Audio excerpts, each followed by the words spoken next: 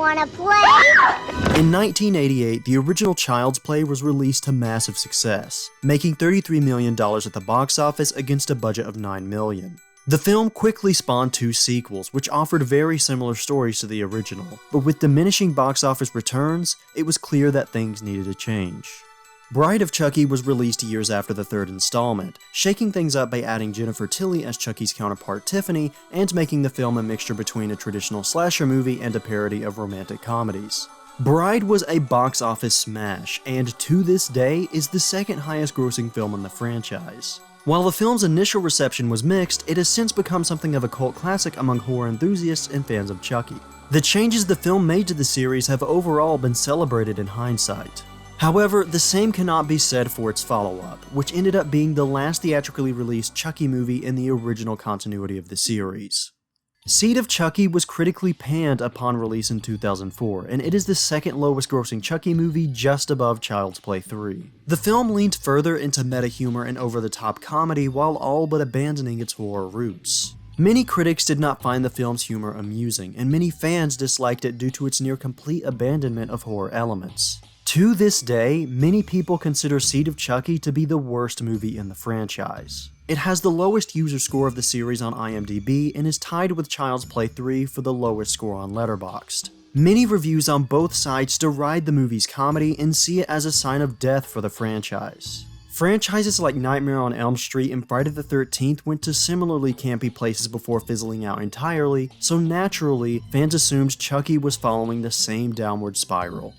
Due to the relentless backlash, for 18 years, Seed has lived in disdainful infamy. However, I'm in the small minority of people who don't think Seed is a bad movie. In fact, as a huge fan of the Chucky character, I actually consider it to be my favorite in the entire franchise. I believe that Seed of Chucky is a misunderstood and unfairly maligned film that deserves critical reevaluation and reassessment by the horror fans who dismiss it. Even if I can't totally change people's opinion towards liking the movie, I at least want to make people see why they should respect it. Because aside from the original Child's Play, Seed of Chucky is the most important movie in the series. Don Mancini created the character of Chucky when he penned the original script for the first movie. Afterwards, he didn't abandon the character to pursue other projects, but continued to write the sequel films. Even when studios expected him to pump out a script ridiculously fast, as they did with Child's Play 3, which came out a mere 9 months after the second film. Chucky wasn't just a project for Mancini, it was his passion, his brainchild. He had stories that he wanted to tell with the character. But for as much as Chucky is tied to Mancini, he never had full creative control over the character. During the production of the first Child's Play, his original script went through changes made by the producers and the director, and considering how quickly the first two sequels were made, he didn't really have much control over those stories either. Even in a movie like Bride, where he was able to take creative liberties with his character for the first time in the series, it was still depicted through the lens of a director who had his own view of the script.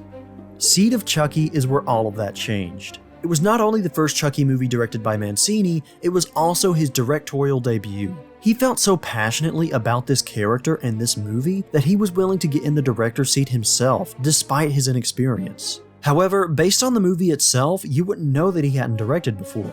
It begins with the pretty impressive one take from the point of view of one of the dolls going on a killing spree inside a house. And from there on out, there's plenty of creative camera work that highlights just how bland and lifeless the previous Chucky sequels looked. Mancini's directing, coupled with the fact that it was being produced by the independent studio Rogue Pictures, meant that, for the first time, Mancini had complete creative control over his own character. This newfound sense of control resulted in some of the most wild changes ever made to the franchise. Obviously, the movie swung for the fences by going full throttle into meta-comedy territory. With your mind! Chucky's broke again! This is bloody ridiculous! But unlike the studio-mandated approach of the first two sequels, which made them feel cold and factory-produced, Seed is a movie that has an air of enthusiasm about it. You can tell just by watching it that Mancini wanted to take the characters in this direction and had a blast doing it.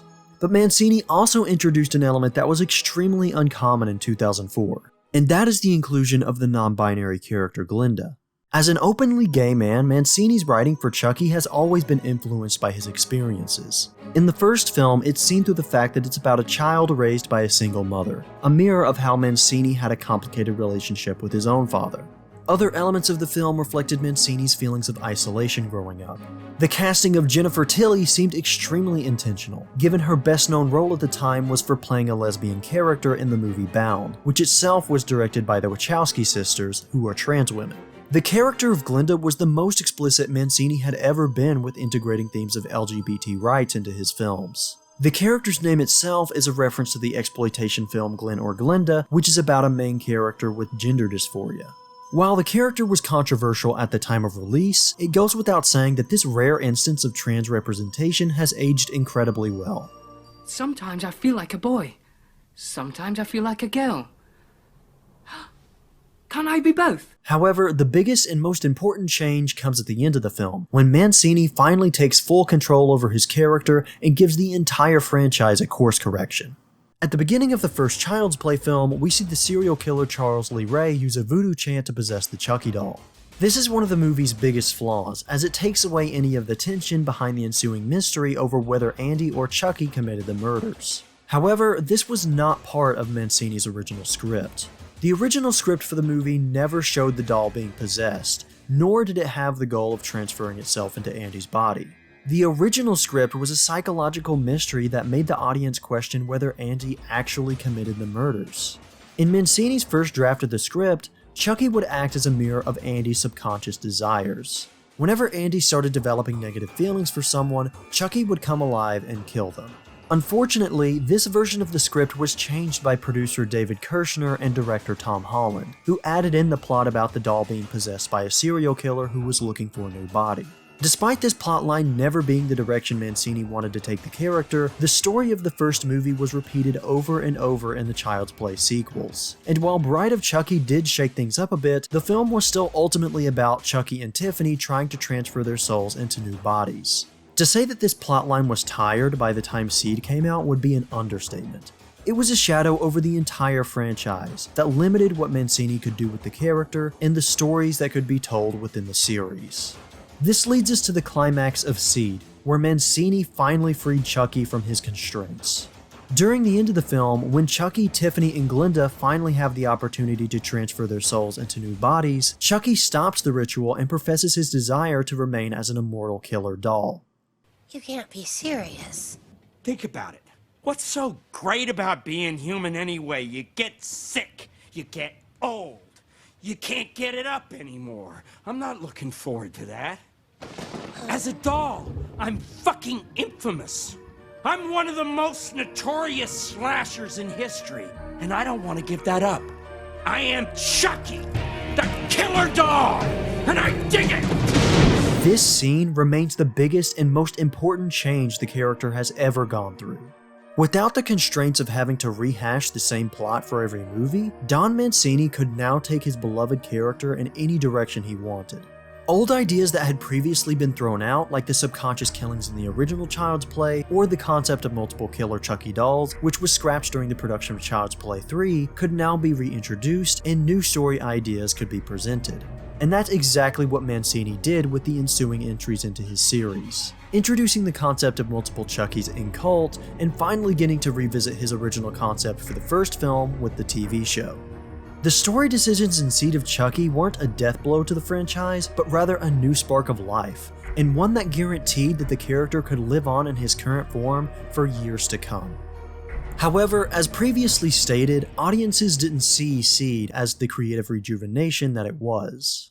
It's a film that is endlessly mocked and ridiculed, some even going as far as saying it's one of the worst films they've ever seen. So obviously, one would assume that there must be tons of fair criticism that has been levied at the film over the years. However, that isn't really the case. No matter how many user reviews you comb through, the only consistent criticisms you'll find are that they didn't think it was funny, or that they didn't like that it wasn't a straight horror movie. I really wish I could give its critics more credit than that, but unfortunately, anything else they say tends to be surface level qualms with things like the opening credit sequence, the presence of Redman, or the fact that it has jokes about cum. Most of these shallow critiques aren't really worth addressing, although I will say that if you honestly take offense to cum jokes, you obviously don't get around the internet very much. And for the sake of my sanity, I also won't be diving into transphobic criticism of the film. Probably one of the worst and most ill-conceived fucking characters in horror movie history. However, I do want to address the two most prevalent criticisms. If you don't think Seed of Chucky is funny, thanks for letting us know you're a boomer. No, but really, if you genuinely think the movie isn't funny, that's totally fair. Tastes in humor vary from person to person, and there's nothing I can say or do to change that. I do hate that you can't enjoy the movie the same way myself and others do, but hey, live and let live. On the other hand, the idea that Seed of Chucky is bad because it's a horror comedy rather than a run-of-the-mill slasher is one of the most unfair, dishonest, and shallow criticisms I have ever seen an audience use against a movie. I do understand where you're coming from if you have this issue. You had an idea of what this franchise was, and the director decided to go in a direction you weren't particularly fond of. However, the irony of your rage is that you owe Seed of Chucky a debt of gratitude for making the hard creative decisions that allowed the franchise to continue. If you wanted more good Chucky movies set in the horror genre, that's exactly what you got after Seed. Without Seed, the franchise would have died a miserable, pathetic death as it continuously repeated the same story over and over and over. But still, you could object that you would rather the important creative decisions that were made in Seed of Chucky take place inside a film that more strictly adheres to the horror genre.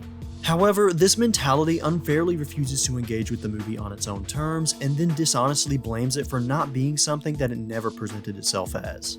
Many other horror comedies are not met with the same harsh scrutiny that Seed of Chucky is. What We Do in the Shadows is universally beloved by horror fans, despite being just as meta in its humor and having far less violence, two things that people love to harp on Chucky for. The movie isn't particularly scary, nor is it concerned with trying to maintain a typical horror movie framework, yet fans of the genre praise it while Seed of Chucky was mocked for trying the same thing a decade earlier. To be fair, the initial negative reaction to Seed was somewhat warranted in 2004 considering the larger cinematic context it was released in. In the wake of the highly successful Scream franchise, it seemed that every studio was trying to cash in on the new trend of funny, self-aware horror movies. The worst example of this trend being the Scary Movie series, which by the time Seed came out was already 3 movies deep. Bride of Chucky had the benefit of releasing early on into the trend, but by the time Seed rolled around, everyone was growing sick of the gimmick, and it was probably hard to see a self-aware Chucky movie as anything other than a studio effort to cash in on the popularity of the Scary Movies. However, now that the movie is separated from that context, it's easier to view it as the next logical step for the character.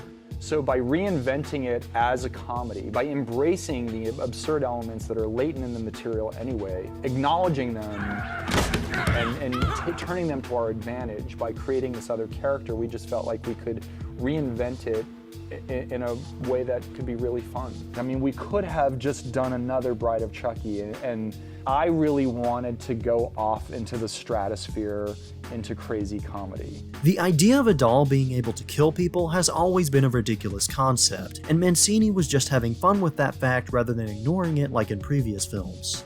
The comedy genre suits Chucky better than other slasher icons who have fallen into goofy territory. Someone like Freddy Krueger was built from the ground up to be absolutely terrifying in concept and execution, so it's no wonder that he loses his appeal once he gets sillier. However, Chucky, on top of being a silly concept, has always had an irreverent personality prone to cracking jokes and creating comedy within his films. Snap out of it! You act like you've never seen a dead body before! You could argue it's his defining trait that makes him unique from other horror villains. If any horror franchise was fit for a full-on comedy movie, it was Chucky. But based on fan reactions, you would think the opposite was true. What I have found is that over the years, a cult of opinion has built up around Seed of Chucky, where even if you genuinely enjoy it, you aren't allowed to admit it, as evidenced in some fan reviews that insist the movie is terrible, but then go on to sing its praises. Seed of Chucky was a complete disaster and utter disappointment. One good tally for Seed of Chucky, because I actually love this opening. Enter in Jennifer Tilly, who is playing a version of herself, and I'm gonna say another good thing about this movie. I think it is very cool how they included a transgender character in this movie. The truth is that when engaged on its own terms as a comedy, Seed of Chucky genuinely works. The most notable detractor of the Chucky franchise was Roger Ebert, who hated every Child's Play movie after the original. As a film critic, I have to say this movie is well made and effective, but as a human being, I wish I hadn't seen it. What good can come of having such foul and ugly images pumped into your mind? But even in his 2-star review for Seed of Chucky, he described the movie as being simultaneously wretched and funny. If Roger Ebert, a critic who hated the Chucky franchise with every bone in his body, could grit his teeth enough to appreciate the film as a comedy, I don't see why others can't do the same. And it's easy to appreciate it as a comedy because it's actually really funny. Hey you guys, I think Tiffany's left arm is loosening. The very concept of this movie, which essentially treats Chucky as a family man and depicts all the dolls as this incredibly manic dysfunctional family, is something that lends itself to absurd hilarity. And there is a lot of absurd humor in this movie, some of my favorite of which comes from the running gag that all the dolls are made in Japan and are therefore somehow Japanese. Konnichiwa, Oka-san, Oto-san. So, are you a pair of ninja assassins? Huh?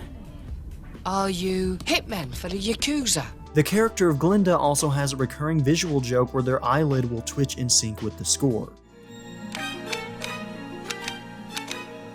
which is just hilarious. But when the movie isn't diving into SpongeBob levels of absurdity like exploding Britney Spears' car,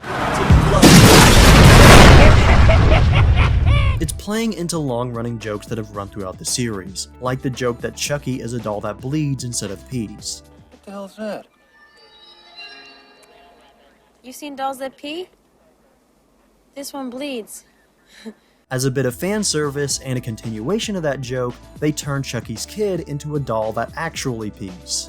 Some have criticized the humor surrounding Jennifer Tilly's character as a mean-spirited move by Mancini, but on the contrary, a lot of the jokes that come at her expense were included in the film at Tilly's request.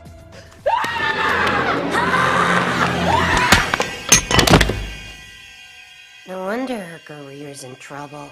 Apparently, she just enjoys making fun of herself. I can't say that this fact is all that surprising since the fun she was having on set really comes out in her performance. Her character is also used to satirize the way sex is used to exploit actors in the film industry, and thankfully, the humor here is done tastefully enough that it holds up in a post-Me Too world.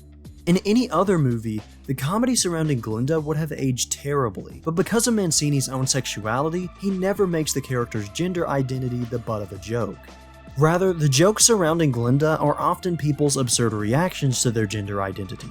Some have questioned the validity of calling Glenda a truly non-binary character, since at the end of the film there's a subtle suggestion that rather than being non-binary, there's actually just two souls living within the same doll. However, while there's no concrete evidence that this is the case, my hypothesis would be that this was only thrown in so they could ensure that Glenda could actually make it into the film. This was made in 2004 after all. Given the political context of when Seed was made, the fact that this character isn't a mainstream movie at all and depicted in a way that respects their gender identity is something of a minor miracle. Aside from being funny or progressive, the movie's comedy is also smartly woven into the story. The act of killing is treated like some sort of drug addiction by the characters. I don't have a problem with killing.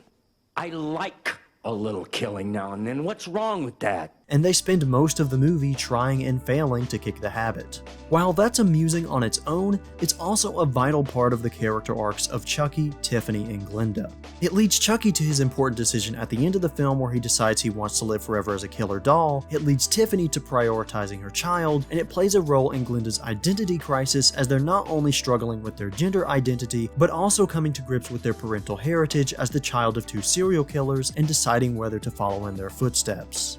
It's a situation that both effectively serves as comedy and a dramatic arc, but the comedy is a central aspect that cannot be taken away. Because of how comedically the film presents the act of killing, when Chucky laughs after murdering someone, we laugh with him. And in an absurdist fashion, it essentially helps the viewer understand why Chucky enjoys killing, justifying his choice at the end of the film. Without the comedic aspect of the murders, his entire arc wouldn't work on an emotional level, and it would be harder to understand his decision to remain in a doll's body, especially after 4 movies when his main goal was to get out of it. All of this to say that Seed of Chucky is a good comedy movie if you're willing to engage with it on its own terms, and refusing to do so isn't really an indictment of the movie, but more so an indictment of one's own stubbornness. Personally, the comedy is why I love Seed of Chucky so much. I've never found the Chucky movies to be particularly scary, but I enjoyed watching them in part because I loved the personality and twisted charm that Brad Dourif's performance brought to the character. Generally speaking, the more screen time Chucky has to trash talk and do wild shit, the more I'll enjoy the movie. So Seed of Chucky is basically the perfect Chucky movie for me, as it relies solely on his personality and sick sense of humor while giving him plenty of screen time to do the most wild antics that have ever happened in the series. I like this movie. I think it's funny. Yeah. But I think that the sin I committed was that I was making a comedy where people wanted a horror movie. While it's clear that Seed of Chucky was an effort to breathe new life into the franchise, the low box office returns, poor critical reception, and fan backlash nearly killed it. According to Jennifer Tilly, after the movie's failure, the studio said it was too funny, too gay, and featured too much of Jennifer Tilly. Mancini was never able to get another Chucky movie into theaters, and his subsequent films were released straight to video. Curse and Cult of Chucky present some of the most creative and fresh stories in the entire franchise, but they are ultimately limited by the budget and resources of a straight-to-video movie. They look cheap, have some subpar computer effects, and feature acting that can be hit or miss. These movies deserve better production value, but when Seed of Chucky failed, it doomed Mancini's vision for the franchise to a less than stellar future. Ultimately, with Chucky being absent from the silver screen for 15 years, Universal Pictures took advantage of Mancini's misfortune by rebooting the original film without his approval or consent. While Mancini was still working on his own version of the character, Chucky's image was being forcibly redefined by a creatively bankrupt and commercially friendly remake. Jennifer Tilly took to Twitter to speak out against the film, and Don Mancini voiced his disapproval with a meme, but he also responded in interviews by saying, obviously my feelings were hurt, that I had just done 2 movies, which, forgive me if I sound defensive, but we're both at 83% on Rotten Tomatoes. Yeah. So I felt like they're even though they didn't get theatrical releases, they premiered on Netflix, they were well regarded. Absolutely. And I did create the character and nurture the franchise for 3 fucking decades. And on being asked to executive produce the reboot, he said, It was hard not to feel like I was being patronized. Yeah. We said no thank you because we have our ongoing thriving business with Chucky. When the Child's Play reboot was made and released, Mancini's Chucky TV show was in development and was eventually released in 2021. While the show has an incredibly fresh story that features an openly gay romance and incorporates past ideas that Mancini had not previously been able to execute, it ultimately suffers from similar issues as his previous 2 films. The production quality leaves much to be desired, the acting is downright abysmal at times, and on a more or less unrelated note, the first season finale was disappointingly anticlimactic.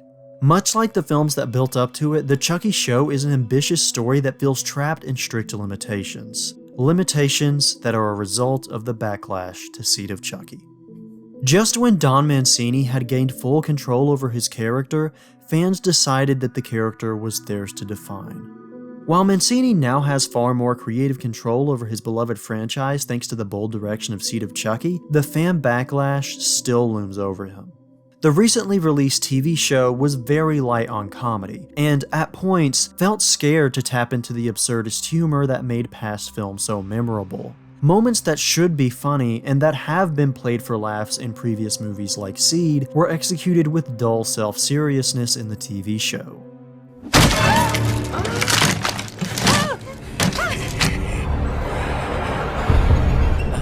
I can't think of a thing to say. Fuck it.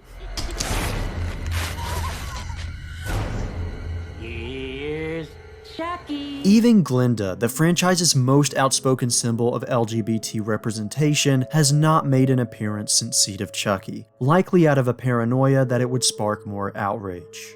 However, things are slowly shifting, as in the TV show, the character was finally mentioned for the first time since Seed. You have a kid. Gender fluid.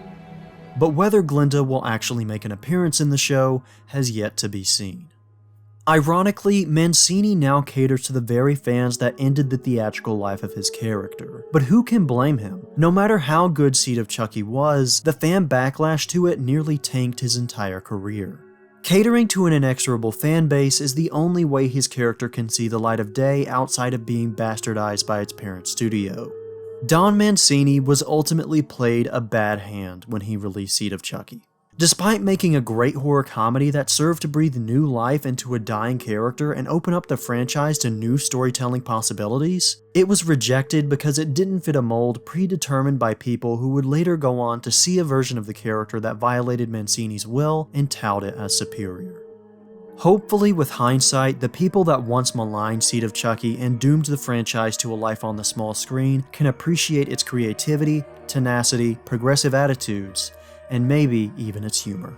It's a ballsy horror comedy that didn't deserve the backlash it's received over the years, but it does deserve a critical re-examination.